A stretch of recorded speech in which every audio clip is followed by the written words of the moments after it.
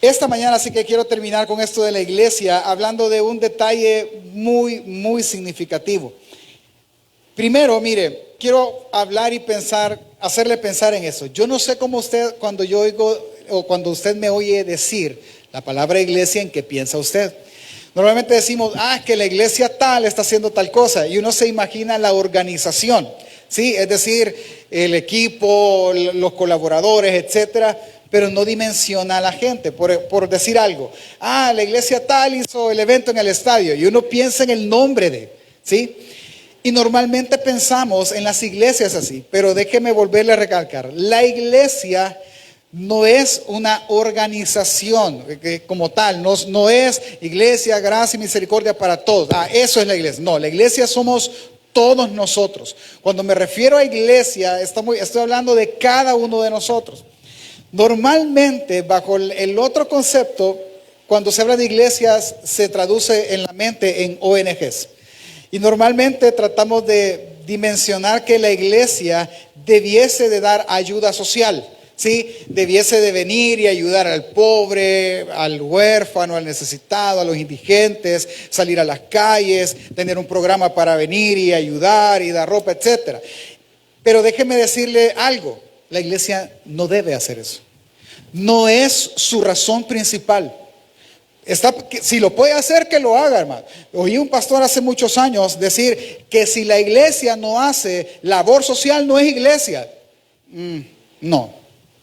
Yo veo la Biblia y la Biblia no dice eso. A la iglesia Jesús no le dijo ir e instalar programas sociales. Eso fue lo que le dijo Jesús a los discípulos que eran la iglesia. No. Bajo el concepto de este pastor quiere decir que si una iglesia no puede hacer obras sociales, entonces no es parte de la iglesia del Señor. Pero no es así. Entendamos algo. Cuando estoy en iglesia, tal vez la iglesia me puede ayudar. ¿En qué? No, tal vez me dan una beca. Ya empezamos mal, hermano. Porque no existen para eso. No existen para venir y dar. Eso no quiere decir que si está en nuestras posibilidades no lo debamos hacer. Claro que sí. Si está dentro de, ¿por qué no? Pero el principal rol de la iglesia es este. Mateo 28, 19, 20. Yo sé que usted se lo puede. Ir por todo el mundo y hacer discípulos a las naciones, bautizándolos en el nombre del Padre y del Hijo y del Espíritu Santo, enseñándoles que guarden todas las cosas que os he mandado. Y aquí yo estoy con vosotros todos los días hasta el fin del mundo. Esa es la razón de la iglesia. Por eso existimos. Para ir y hacer discípulos. Esa es nuestra tarea. No quiere decir que no, si podemos, no vamos a hacer lo otro. Claro que sí debemos de hacerlo, si está en nuestra capacidad de hacerlo. Pero pastor, ¿dónde está entonces el equilibrio? Es justamente lo que hoy vamos a aprender. Hechos capítulo 6, verso 3 al 4, hablando de la necesidad que tenían de ser cuidadas las viudas, vienen los discípulos y quieren arreglar el problema poniendo un equilibrio perfecto a esto. Y dice, capítulo 6, verso 3, 4, buscad pues, hermanos, entre vosotros a 7 varones de buen testimonio, llenos del Espíritu Santo y de sabiduría, a quienes encarguemos ese trabajo de cuidar las viudas. Y nosotros persistiremos en la oración y en el ministerio de la palabra.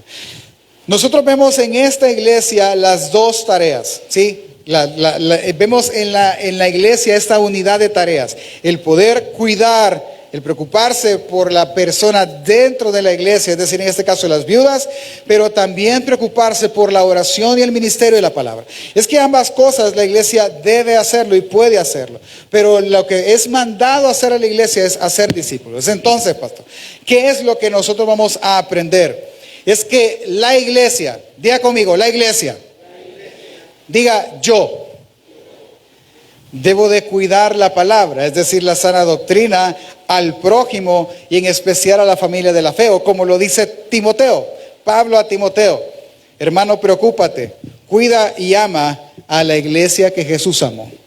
Eso es lo que nosotros debemos de hacer. Si nosotros pensamos así, en venir y cuidar a la iglesia, a cuidarla, amarla y preocuparnos por la iglesia que Jesús amó, entonces nosotros podemos tener este equilibrio. Y eso es lo que vamos a aprender esta mañana en la carta a Timoteo. Acompáñame a orar antes de iniciar con el texto. Cierre sus ojos. Diga con nosotros, Padre nuestro que estás en el cielo. Señor, gracias porque Sin mérito alguno somos salvos, sino por pura misericordia. Gracias porque tú fuiste quien nos amaste primero y desde el día en que llegamos a este mundo has cuidado y nos has sostenido hasta hoy.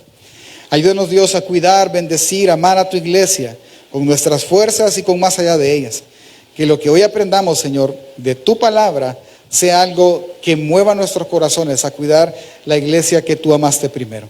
Ayúdanos a hacer lo que nos pide, Señor. Ayúdanos a leer el texto y danos sabiduría en él. En el nombre de Jesús. Amén y amén. Ok, toda la carta de Timoteo tiene en medio de ella una línea que seguir que tiene que ver con cuidar. Debemos de cuidar y Pablo está mandando a Timoteo a cuidar la iglesia, cuidando lo que se enseña en la iglesia, cuidando el diseño de la iglesia, cuidando a los obispos que va a colocar. De hecho, la semana pasada aprendimos de eso, aprendimos del gobierno, de un gobierno puro dentro de la iglesia y cómo la iglesia debe de escoger más pastores. Y en su momento pues vamos a hablar de eso y hay una línea trazada para que usted lo pueda conocer en su debido momento.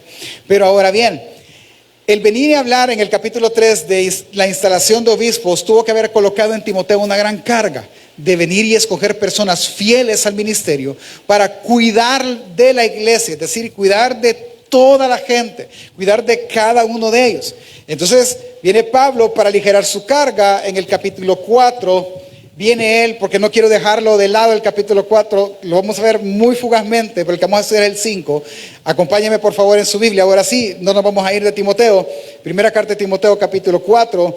Pablo viene y le dice: pero el Espíritu dice claramente que en los postreros tiempos algunos apostatarán de la fe, escuchando a espíritus engañadores y a doctrinas de demonios, por la hipocresía de mentirosos que, teniendo cauterizada la conciencia, prohibirán casarse y mandarán abstenerse del alimento que Dios creó, para que con acción de gracias participasen de ellos los creyentes y los que han conocido la verdad, porque todo lo que Dios creó es bueno y nada de desecharse si se toma con acción de gracias, porque por la palabra de Dios y por la oración es santificado.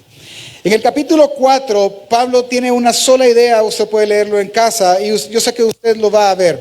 Es defender a la iglesia o que la iglesia esté alerta ante una posible apostasía. ¿Qué es apostatar? Es simplemente abandonar o negar la fe. Hay personas que abandonan la fe, que niegan la fe y eso es apostasía. Entonces Pablo le está diciendo a Timoteo, cuida a la iglesia de la apostasía porque vendrán días malos, como lo vamos a ver la próxima semana. Y el día malo va a tener algo en específico que va a hacer a algunos apostatar de la fe. Es decir, entonces, cuídate de ser útil tú para la iglesia y cuida la doctrina de la iglesia. Porque si tú cuidas la doctrina de la iglesia, tú estarás cuidando el alma y el corazón de cada uno de ellos.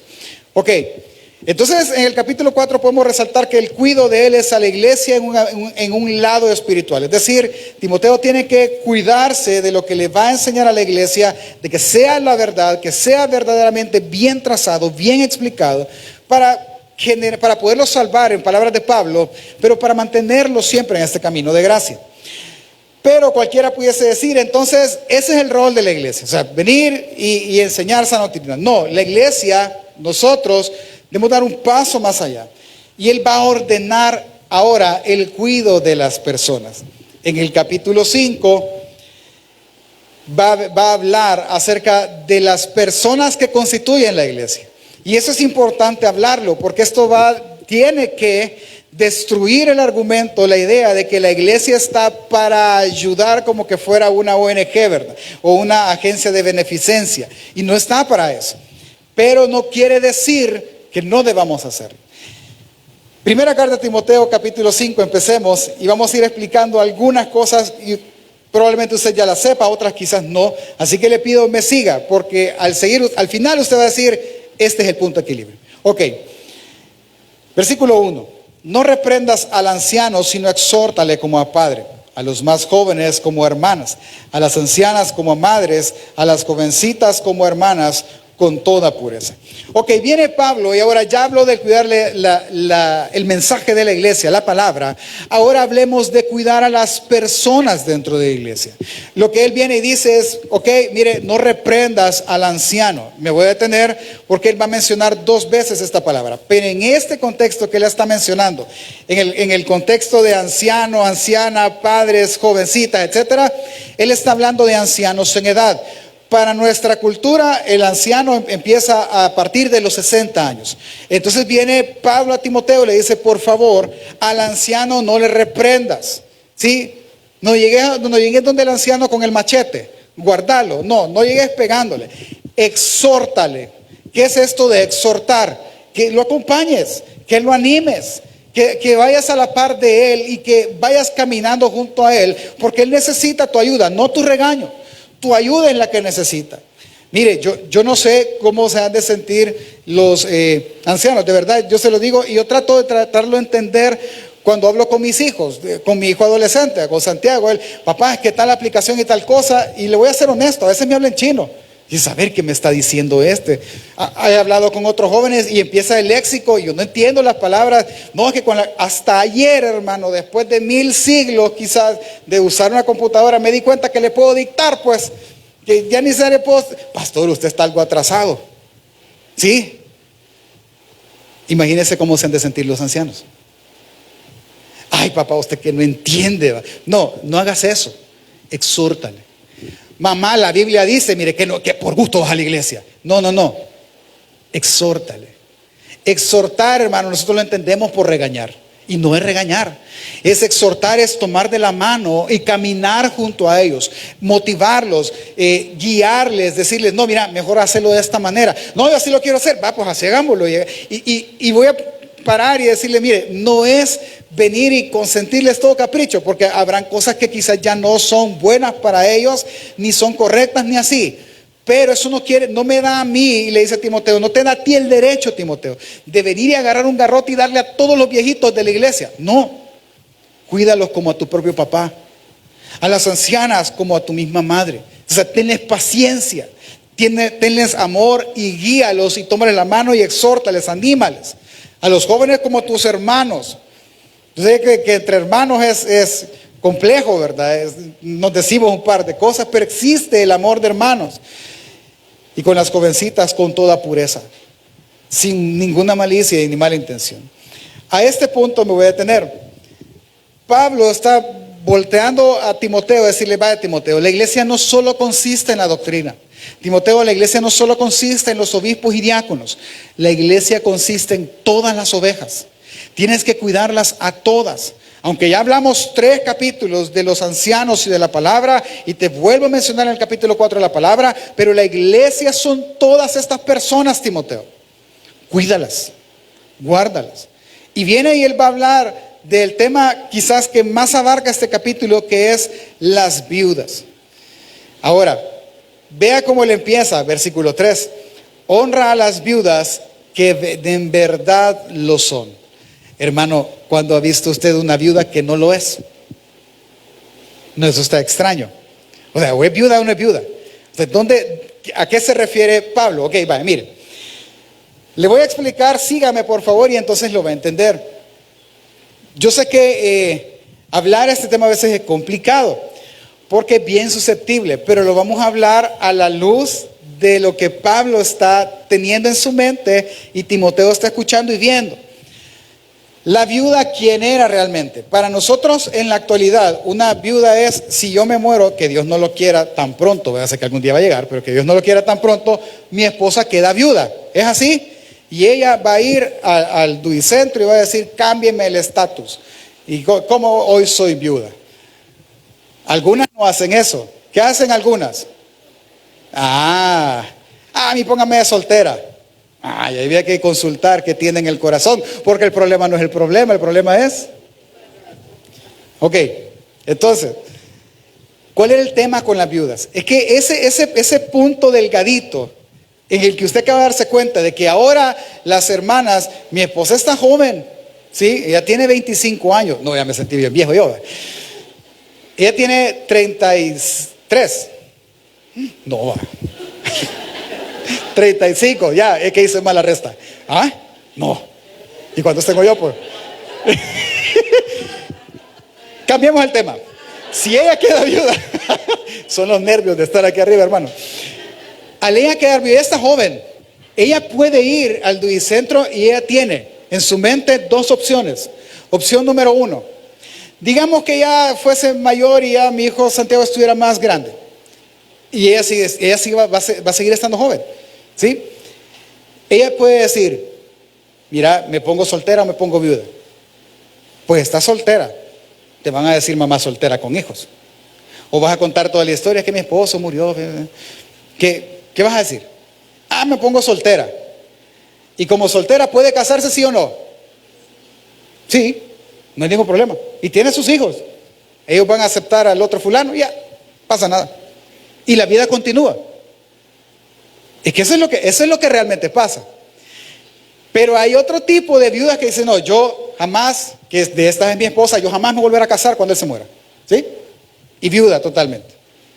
Está sola. ¿Ella realmente está sola? No, ella tiene 3 hijos. Pequeños, como sea, ella no va a estar sola por mucho tiempo porque están sus hijos. ¿A qué viuda se refiere Pablo entonces? A la que en verdad lo es.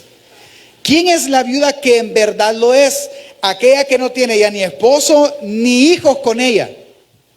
Por ejemplo, en la Biblia, ¿quién? Ay, le doy un aplauso, porque no trae regalo. Una viuda en la iglesia, en la Biblia, que verdad era viuda, no tenía nada más nadie. ¿Quién es? ¿Quién? Noemí. Ella no tenía nadie. ¿Quién se quedó con Noemí? Ruth. Pero Ruth no era hija de ella. Ruth era la nuera. Ella sí era viuda. Ella sí. De esa viuda estamos hablando.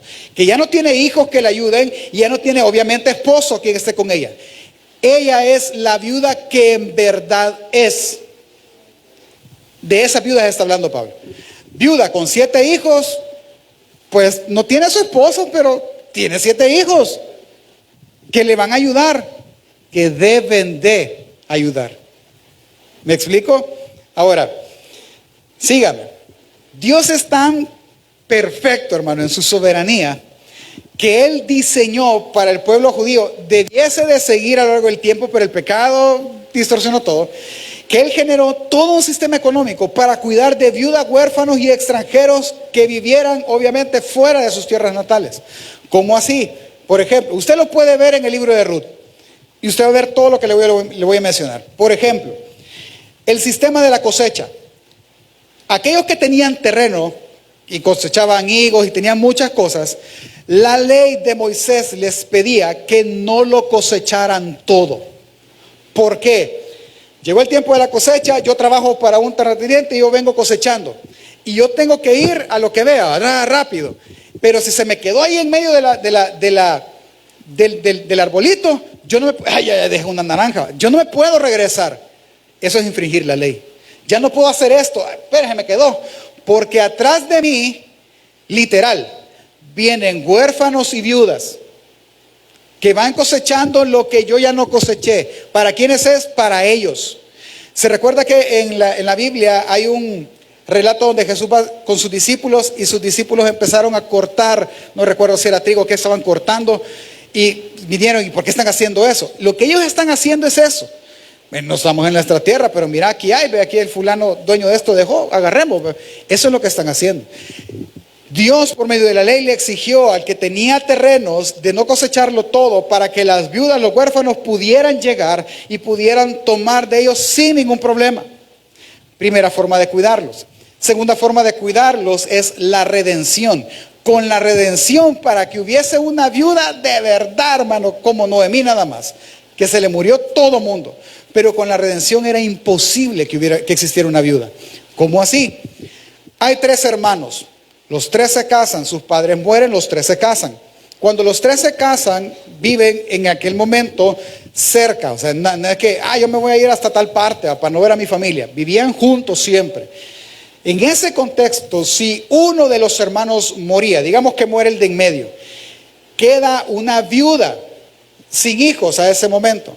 Pero la obligación del hermano mayor era venir y tomarla como esposa, darle un hijo, pero ese hijo no iba a ser tomado en cuenta como del mayor, sino del difunto. Y todo lo del difunto le quedaba a este hijo, todo. Pero era responsabilidad del mayor criar al hijo, hacerle un hombre de bien, cuidar la familia hasta que él pudiera cuidar a su mamá. Nunca iba a haber una viuda sola. Siempre iba a tener alguien, siempre, a menos que todos murieran de una sola vez o no pudieran por edad, lo que sea. Pero estaba cuidado. Y lo tercero era que en el templo se tenía la costumbre de que cada 3 años se dedicaban parte de los diezmos a todas las viudas y los huérfanos. Todo el sistema que Dios construyera para cuidar de las viudas.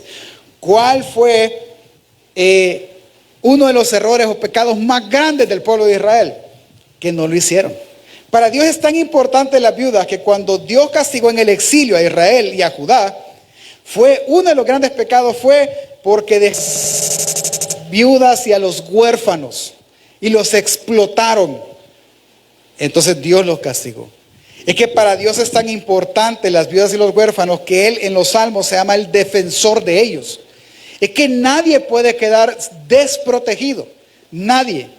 Y aquella que por temas, obviamente de Dios, pero por la situación en la que le rodea, queda sola, entonces en aquel momento el templo y los levitas debían de cuidar de ella, y en el Nuevo Testamento la iglesia debía de cuidar de ellas. Que lo vimos en Hechos la semana pasada. Entonces, en este punto, entendiendo lo que ellos ya entendían, viene Pablo y le va a ordenar las ideas a Timoteo para que Timoteo cuide las viudas. Viene y le dice, versículo 4. Pero si alguna viuda tiene hijos o nietos, aprendan estos primero a ser piadosos para con su propia familia y a recompensar a sus padres, porque esto es bueno y agradable delante de Dios. Mas la que en verdad es viuda, es decir, no tiene a nadie, ni hijos, ni obviamente el esposo, y ha quedado sola, espera en Dios y es diligente en súplicas y en oraciones noche y día, pero la que se entrega a los placeres viviendo está muerta. Manda también estas cosas para que sean irreprensibles, porque si alguno no provee para los suyos y mayormente para los de su casa, ha negado la fe y es peor que un incrédulo. Ok, bajo el contexto del cuidado de las viudas, debemos de hacer ciertas entonces aclaraciones. La iglesia es responsable, por así decirlo, de cuidar a las viudas que verdaderamente lo son. ¿Quiénes son estas viudas? Aquellas que han quedado realmente solas, de verdad solas, no tienen familia, no tienen hijos, no tienen a nadie que vele por ellos. A ellas, entonces la iglesia debe de venir y cuidarlas. Pero no solo, mire, yo conozco una ancianita, ya pobrecita, todos los días pasa tomando, pero está sola. No. Tiene que ser verdaderamente viuda y verdaderamente creyente para que la iglesia haga algo. ¿Sí? Porque si vive los placeres, ella ya está muerta. Vea qué duro es Pablo con eso. Otra consideración es que si la viuda tiene hijos, tiene familia, no, pero que me ayude la iglesia. Es que no, señora, ella tiene a sus hijos. Dígale a sus hijos, es más, le voy a acompañar, voy a ir yo. Porque si sus hijos no le ayudan, ellos han negado la fe. No puede ser así. 3. Y aquella viuda que está sola, pero vive perdidamente, pues realmente ya está muerta. Ya, esas son las indicaciones que Pablo le da. Y va a venir y va a dar todo un legajo de indicaciones más. En los siguientes 3 textos que siguen, él va a hablar de 3 viudas diferentes. ¿Cuál es? Ok, quedó de 30 años, esta viuda no tiene hijos, está solita, hay que ayudarle. No. Él viene y lo puede leer usted en su casa. No ponga viudas en la lista menores de 60 años. ¿Por qué no? Porque van a vivir como solteras, mejor que se casen. No, tiene que ser una viuda mayor de 60 años que realmente esté solo y haya sido esposa de un solo hombre y tenga buen testimonio de sus obras piadosas. De lo contrario, no la pongas en la lista, porque está viviendo perdidamente. 2, es menor de 60 años, ella no. No. A ella mejor, mira, por las costumbres que ella tiene, va a seguir viviendo perdidamente. Mejor que vaya y se case, tenga hijos y que ellos se ocupen de ella. Y la viuda que es mayor de 60 años, pero sí tiene familia, no, la familia la va a sostener. Y pone esta frase, y usted la puede leer en el texto, para no cargar a la iglesia con eso. Es complicado, pero es como Pablo está tratando de ordenar a Timoteo. Entonces lo que Pablo está tratando de mostrar a Timoteo es cómo cuidar esta área vulnerable de la iglesia, porque hay que cuidarla, porque hay que estar pendientes de ello, porque hay que hacer algo, debe de cuidarlo porque ellos forman parte de la iglesia. ¿Sí? Ahora, no todos pueden estar ahí, pero si tiene familia, que la familia lo cuide. Si no tiene realmente familia y es creyente y ya te ha dado buen testimonio de las obras, entonces Timoteo, cuídala tú. Y de eso se trataba. Voy a hacer un paréntesis, por eso hay un tema cuando Jesús muere que le dice a Juan, Juan, he ahí tu madre, le dice, madre, he tu hijo. No sabemos, aunque María tenía más hijos al final, no sabemos, pero dejémoslo ahí. Ok, sigamos. Viene él y ahora él va a agregar una persona más. Llevamos primero las viudas y todas las clases de viudas que hay, pero solo va a cuidar a un tipo. Luego, versículo 17 al 20. Los ancianos que gobiernen bien sean tenidos por dignos de doble honor, mayormente los que trabajan en predicar y enseñar. Pues la Escritura dice, no pondrás bozal al buey que tría, y digno es el obrero de su salario. Contra un anciano no admitas acusaciones, sino con 2 o 3 testigos. Y a los que persisten en pecar, repréndelos delante de todos, para que los demás también teman. Ok, en el contexto, voy a ir acelerando porque ahora son temas bien puntuales. En el contexto, es muy probable que hubiesen, ahora sí la palabra ancianos es un anciano que gobierna, es decir, un pastor, un obispo. Recuerde, como lo aprendimos la semana pasada, la iglesia debe de tener más de un pastor. En el caso de Timoteo le está diciendo que a estos obispos que gobiernan bien, que la iglesia los tenga como dignos de doble honor, es decir, en alta estima, que vengan y no le pongan bozal. Esta figura él la ocupa 2 veces, la ocupa en Corintios también. Pues sí, él está trabajando, o sea, que coma de eso, no hay ningún problema. Es como, piensa en un molino. La gran piedra girando, las 2 piedras puestas girando y las hacía girar un burro o un ganado. Entonces la gente lo que hacía era que venía, estaba girando la pobre vaca o el burro y para que no se comiera lo del grano que caía, le ponían un bozal. Pero la ley de Moisés lo prohíbe. ¿Por qué? Porque él está trabajando, dejen que coma de lo que caiga. Ese es el punto. Y Pablo todavía es más atrevido y dice, ¿acaso lo dice el Señor por los burros? No, dice en Corintios, por nosotros lo dice. Así que aquel que gobierne bien, pues trátenlo bien, manténganlo bien, porque les está enseñando. Ahora, aquellos ancianos, si alguien viene y acusa a un anciano, no permitas que venga para poderlo entender, no solo puede acusar a Emanuel. No, que yo vi al pastor echándose ahí unos tragos raros. ¿Y quién más lo vio? Solo yo lo vi. ¿Le creerían? Algunos quizás sí, otros dijeron, no, quizás Emanuel era el que andaba así. Y vio de más, no sabemos. Entonces, como es mi palabra contra la de él, ya no, tienen que ser 2. Entonces viene el hermano Ángel y dice, no, yo sí lo vi. Ahí sí, ya no hay problema. Y hay testigos y hay pruebas. Entonces sí, a él sí acepta esa acusación. Y si él persiste en pecar, dilo frente a la iglesia para que los demás pastores teman lo que le está pasando a él también. Es decir, para que ellos piensen y repiensen lo que están haciendo. Si se fija, no es nada más un cuidado de las necesidades del pastor, sino que es un cuidado también de la vida espiritual, porque somos hombres también. O sea, perfecto, lejos estoy yo de ser perfecto, hermano, pero es responsabilidad suya. Entonces también venir de 2 o más testigos poderlo hacer. Él está ordenando, así que ahora cuida también a los obispos, cuida a aquellos que te presiden y te enseñan en la fe. Versículo 21. Ahora le va a hablar a Timoteo. Te encarezco delante de Dios y del Señor Jesucristo y de sus ángeles escogidos, que guardes estas cosas sin perjuicio, no haciendo nada con parcialidad. No impongas las manos con ligereza a ninguno, ni participes en pecados ajenos, consérvate puro. Ya no bebas agua, sino usa un poco de vino a causa de tu estómago y de tus frecuentes enfermedades. Los pecados de algunos hombres se hacen patentes ante ellos, antes que ellos vengan a juicio, mas otros se descubren después. Asimismo, hacen manifiestas las buenas obras, y las que son de otra manera, no pueden permanecer ocultas. Ok, ¿y ahora qué? Ya le dijo cómo cuidar a la viuda, ya le dijo cómo cuidar a los ancianos gobernantes. Ahora le dice Pablo a Timoteo, pero tú, Timoteo, cuídate. Tú también debes de cuidarte.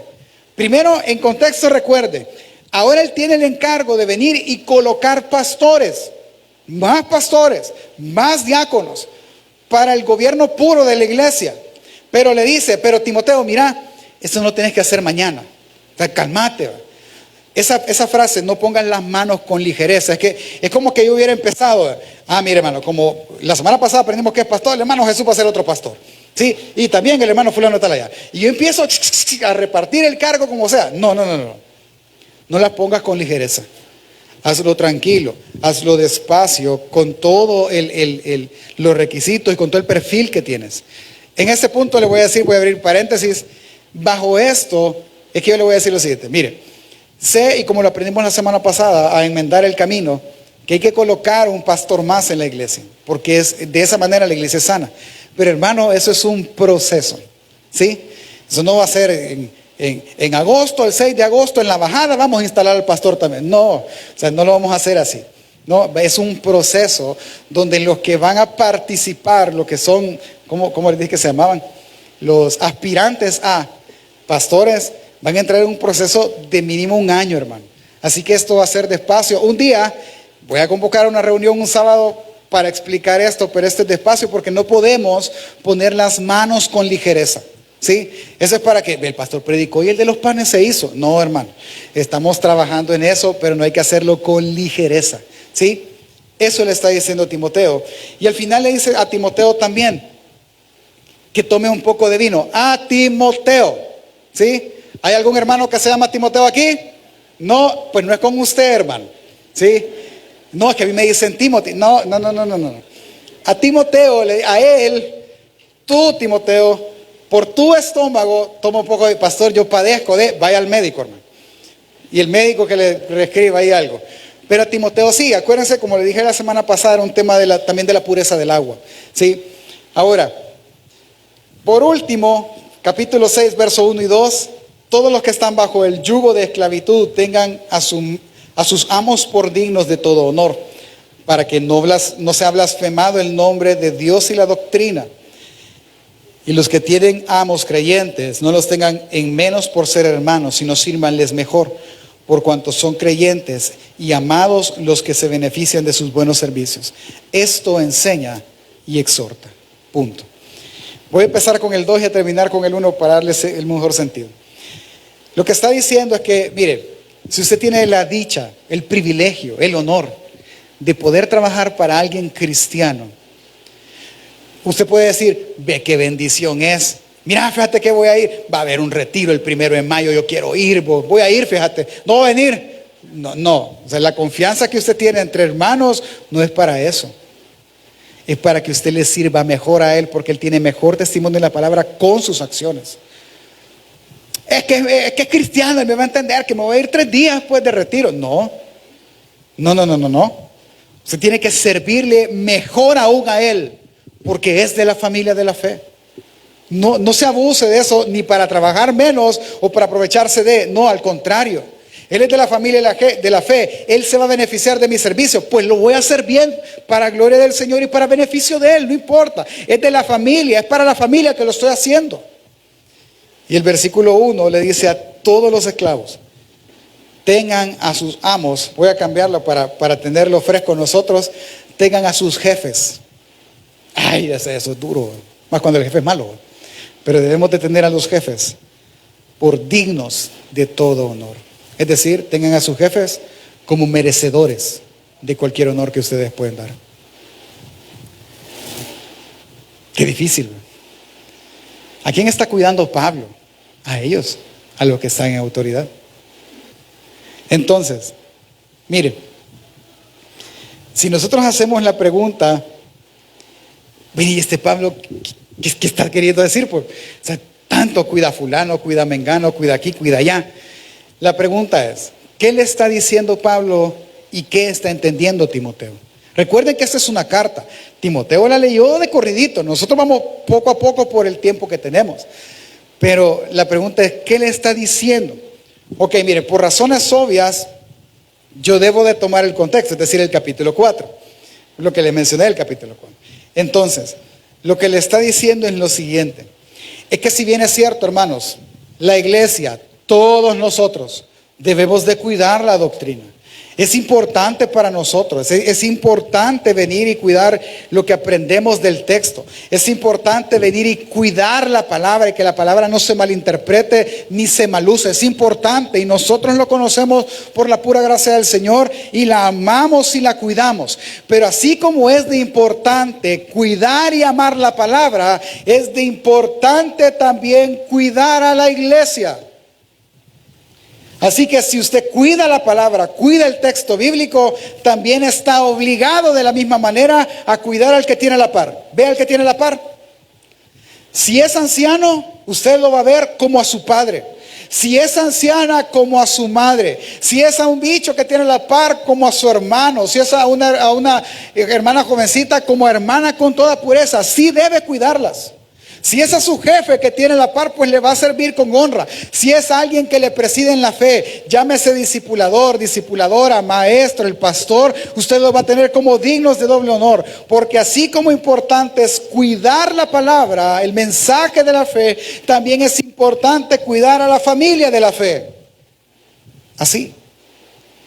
Es que, hermano, y si no lo hace la iglesia, ¿quién lo va a hacer? Entonces la idea que Pablo está tratando de dejar en la mente de Timoteo es que como así es de importante cuidar la fe, así es importante cuidar a la familia de la fe. Es que ambas cosas son importantes y ese es el equilibrio. Yo no me voy a desinteresar por cuidar la palabra, me voy a desinteresar de los hermanos que lo necesitan. No me voy a venir y cuidar a los hermanos que lo necesitan y descuidar la palabra. El punto es que con la importancia que yo cuido la palabra, con esa importancia debo cuidar a la iglesia. No un hombre, es a la iglesia. Y no solo yo, sino también usted. Porque no es responsabilidad de un gobierno, no es responsabilidad del gobierno local, de la iglesia local, es decir, los diáconos y mi persona. No es únicamente responsabilidad de nosotros, es responsabilidad suya. ¿Cómo lo compartimos? Solo para hacerlo práctico. Es muy sencillo. Venimos nosotros y pensamos, ok, hay que hacerlo. De los fondos de la iglesia podemos cuidar y dar canastas todos los fines de semana a las viudas, porque todos los días comen. No podemos. Y entonces pongamos el punto de misericordia, pues, mira, y podemos darle refrigerio a los niños toda la semana, o a los niños de las flores todo el tiempo, o mandarlos a traer. Pues todo el tiempo no podemos. Pero entonces ahí está el punto de misericordia, ahí es donde toda la iglesia sí puede. Y ese es el punto. ¿Usted cree que el punto de misericordia es para llenar un espacio en el lobby? Es para que todos nosotros hagamos la tarea por la cual somos la iglesia. No, pastor, a mí en ese rollo no me meta. Una vez empezamos, yo la palabra, las personas que el Señor tienen al Señor, a mí no me tienen. ¿Y por qué debemos de cuidar la familia de la fe? Pues, pastor, porque si alguno no provee para los suyos y mayormente para los de su casa, ha negado la fe y es peor que un incrédulo. Por eso, ¿lo entiende? Es que no es posible. No es posible amar a Dios que no veo y aborrecer al hermano que sí veo. No es posible. Ese es el punto. Tú dices amar a Dios sin amar la iglesia, no es posible. O sea que tú amas a tus papás pero no a tus hermanos. Tú amas a tus papás pero no a tus abuelitos. No es posible. No hay equilibrio en eso. Por lo tanto, así como tú amas la palabra, así debes de amar a la familia de la fe. Porque el que no ama a la familia de la fe es peor que un incrédulo. Es decir, de verdad está totalmente podrido por dentro. ¿Y por qué, pastor? Porque en medio de esto, y déjeme ir aterrizando, hay una gran bendición. Timoteo no solo está entendiendo el mandato de venir y cuidar a todos esos tipos de personas, y aún a él mismo, sino que Timoteo está viendo más allá y le da sentido todo lo que Pablo le ha enseñado. ¿El qué, pastor? Es que delante de esto hay una gran bendición para todos nosotros. ¿Cuál es? Que en vez de lo que Pablo está diciendo, Pablo también está mostrando que nosotros debemos de cuidar a la familia de la fe como Dios la guarda, como Dios sustenta también a su iglesia. porque Él lo hace. Es que mire, vea a su alrededor, a los que tienen la par. Es cierto, todos los que estamos aquí con nuestros diezmos, ofrendas, o como el mundo les llama, las aportaciones que todos nosotros hacemos, sostenemos los templos o los lugares donde las iglesias se reúnen. Y está bien, es que lo hacemos entre todos.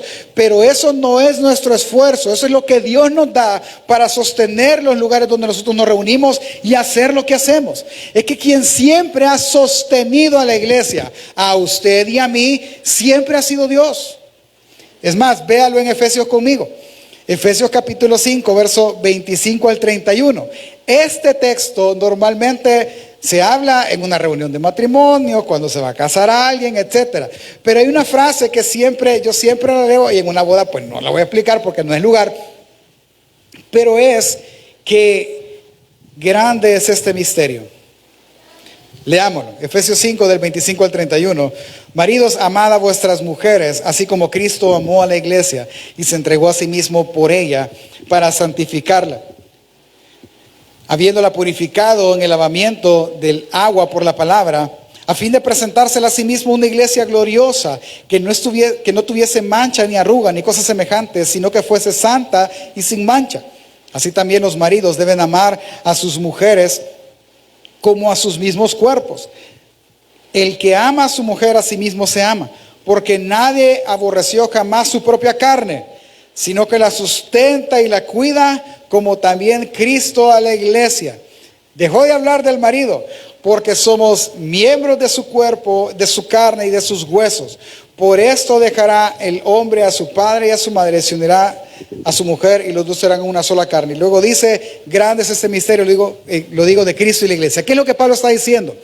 Es que mire, viene Pablo y él está hablando del matrimonio, los deberes del creyente, pero está diciendo así como Cristo amó en el pasado, es decir, Cristo ya amó a la iglesia. Entonces, la iglesia debe de sentirse amada por Cristo, porque Cristo ya la amó de antemano, ¿sí? Ya se entregó a sí mismo por ella. Pero lo que quiero que veas es lo siguiente, versículo 29. Viene y dice, ok, porque nadie aborreció jamás su propia carne, sino que la sustenta y la cuida, como también Cristo a la iglesia. Es que es Cristo que sustenta y cuida. ¿Cómo lo pruebe? Así como el hombre deja padre y madre y se une a su mujer y es una sola carne para cuidarla, para protegerla, así Cristo pues no dejó a padre y madre.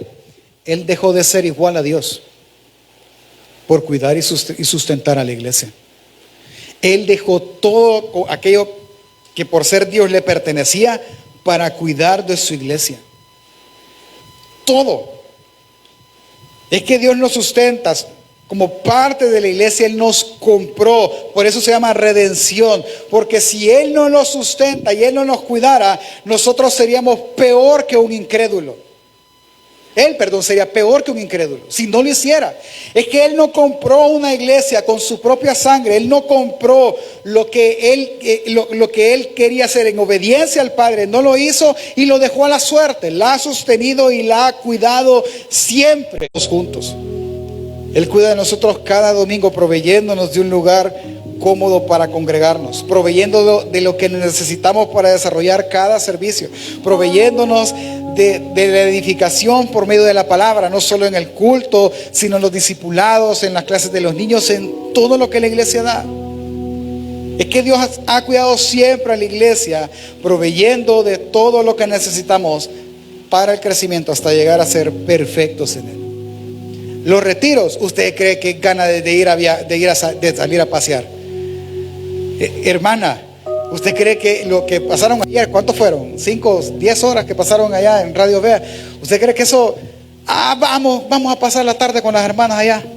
No, o sea, yo todo lo que me dicen es que, a todos he oído decir esto, algunos hombres, es que fue una preparación. Sí, hermano, sí, no, olvídese. Allá andaba yo como Uber, ¿va? Vamos a ir a traer tal cosa, vamos a ir a traer lo otro. Es que todo. ¿Para qué cree que es? ¿Para qué cree que Dios les da sabiduría a estas mujeres para hacerlo? Para usted, para la iglesia, para que la iglesia sea cuidada. Es que lo otro que Dios hace es que Dios cuida de la salvación de la iglesia, ve al que está a la par. Si Dios dejara de verlo 10 segundos, esa persona, y usted incluido, se perderían en sus delitos y pecados. Cada vez que nosotros decimos no, no gracias, no, no quiero, entendiendo que a veces, como dice la palabra, las malas conversaciones corrompen las buenas costumbres. Sabiendo eso, nosotros decimos no a ciertas compañías, no a ciertos deleites de la carne. Eso, hermano, no es producto suyo, ni mucho menos mío. Eso es que Dios nos guarda y nos cuida. ¿Hasta cuándo? Hasta el día de Jesucristo. Judas dice en su carta, capítulo 1, verso 24 al 25, y aquel que es poderoso para guardarlo sin caída. Es decir, él está cerrando su carta diciendo una sola gran verdad: Dios es poderoso para guardarlo a usted sin caída alguna. Es decir, en ningún momento Dios va a permitir que usted se pierda una vez más de donde Dios lo rescató a usted. Ni una sola vez. Él es poderoso para hacerlo, que usted no tenga ni un solo momento de caída, y presentarlo sin mancha delante de su gloria con gran alegría. Al único y sabio Dios nuestro Salvador sea la gloria, la majestad del imperio, potencia ahora y por todos los siglos.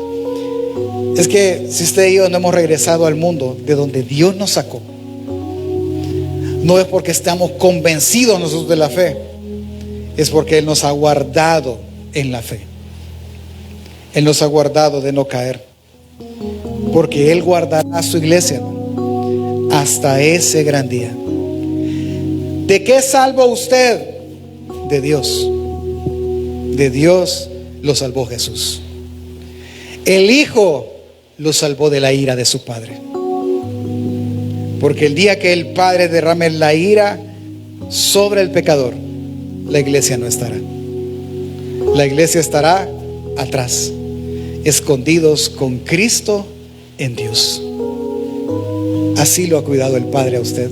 Así cuida el Padre a su iglesia, presentándole un futuro, presentándole y pudiéndole hacer cantar: sé que el día llegará donde al fin te veré cara a cara, donde no habrá más llanto. Sé que ese día, porque la iglesia será guardada hasta ese día.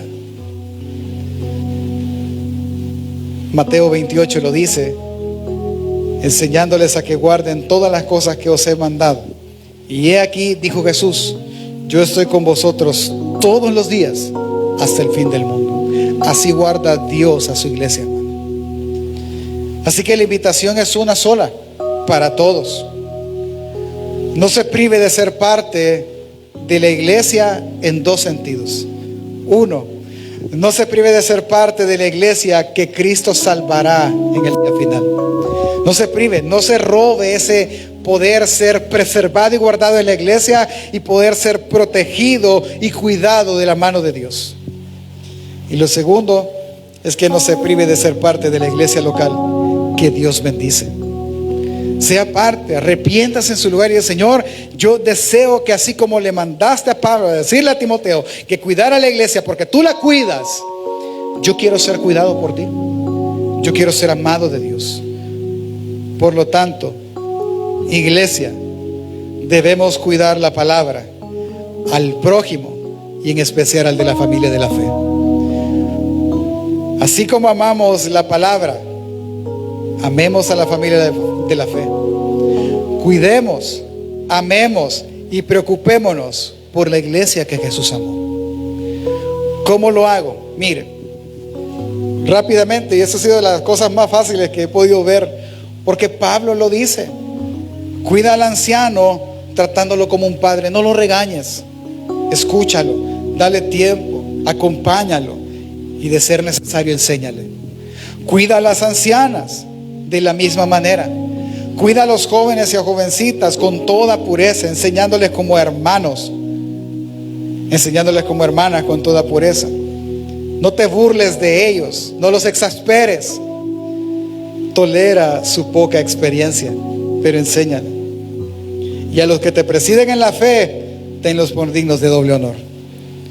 Y a los amos, hónralos. Yo no sé si usted notó algo bien curioso. ¿Qué es lo curioso? Me voy a poner Yo de ejemplo solo para que usted lo vea. Yo no soy un anciano, ¿sí? Aún. No tengo 60 años, voy a cumplir 42, ¿sí? En noviembre. Pero dice que cuidemos a los jóvenes. Pues yo no quepo en ese grupo, porque ya tampoco soy tan joven, ¿verdad? Y dice que cuide a los ancianos, y que cuide a las viudas, y que si yo no fuera pastor, y que cuide al pastor, y que cuide a mi amo. Ya lo notó. Si usted es anciano, usted tiene una iglesia que lo cuide. Si usted es anciana, tiene una iglesia que lo cuida. Si es jovencita, joven, tiene una iglesia que lo cuida. Si es patrón, pues tiene a sus siervos que lo cuidan. Y a los que no cabemos en ese lugar, ¿no?